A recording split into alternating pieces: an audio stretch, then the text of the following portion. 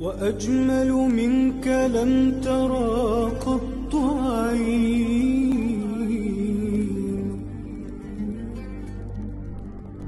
وأطيب منك لم تلد النساء،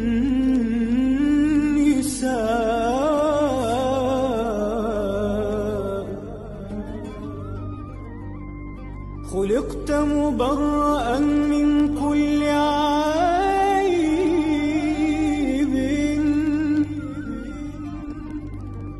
كأنك قد خلقت كما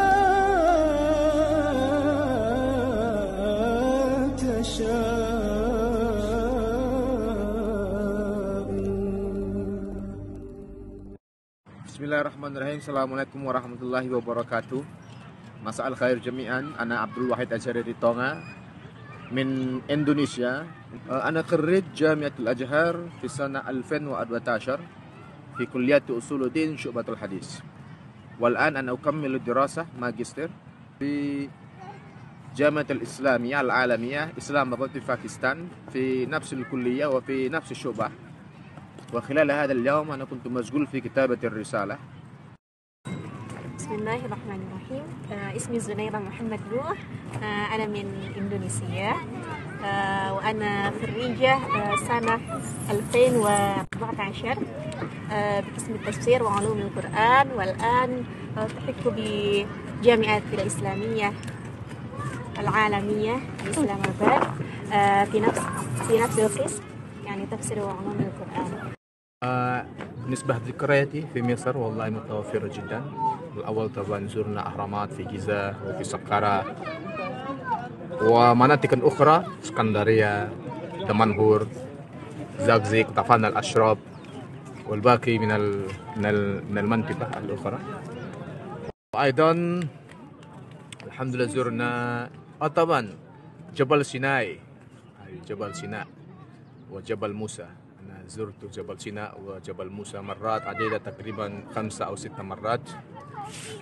والحمد لله في أواخر حياتي في مصر زرنا الأقصر ونعمل سياحة هنا، ونزور بيت الشيخ الكرام محمد الطيب، وهو أخو من الشيخ الأزهر أحمد الطيب.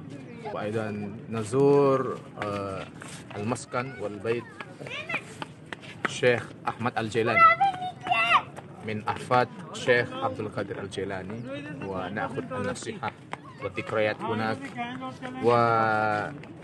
ونسكن هنا ليلة واحدة. ذكرياتي في مصر والأزهر ما شاء الله، التلقي مع المشايخ والدكاترة في جامع الأزهر، وأيضا مع الأصدقاء من كل أنحاء العالم ما شاء الله.